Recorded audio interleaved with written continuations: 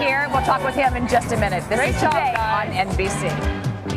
Clay Aiken made a name for himself in the American Idol competition, but now he's taken on a very different kind of challenge as a UNICEF ambassador. Clay recently took a trip to war-torn Afghanistan to observe UNICEF's educational efforts in the country. And Clay joins us now. Good to have you here. Thank you very much. This was your first time there. What were some of your impressions? You know, one of the things that I brought back more than anything is just really kind of broke down stereotypes. We see so much negative on TV now about Afghanistan, and the people who we met were absolutely warm and the most hospitable I've ever met.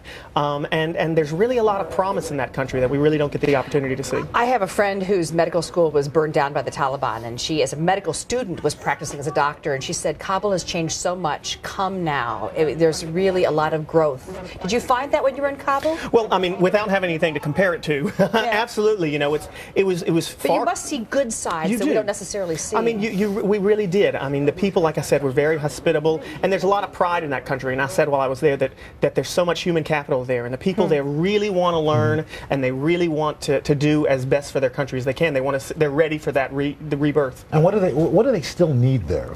You know, I think one of the biggest, one of the most important things that I saw is access to education. There are now 6 million children who have enrolled in school this year, up from a few 100,000 right after the Taliban fell. And a lot of people don't realize that when there's not access to education, that's when parents have to send their kids to madrasas, and when parents and they kind of become a breeding ground for terrorists. So sending kids and being able to access education, UNICEF helps with that. It kind of worked for us as well. You were a former teacher, and obviously the amazing story about the post-Taliban Afghanistan is young women who are able to go back into the classroom now, and you saw some examples of that. Yeah, right? we did. I saw some 40-year-old women who had still not learned to read, were walking an hour to get to class. There's just really a thirst for education there. I took my high school social studies teacher with me, and she was very jealous because the kids in Afghanistan want to be in school. They want to learn, and you know, we don't Not see to say that the kids here don't, but they really appreciate it there. They definitely appreciate it. But what a great gift for you to be able to do this. It's really amazing work. Good organization. Clay, thank you very much. Still to come on Today, what to buy.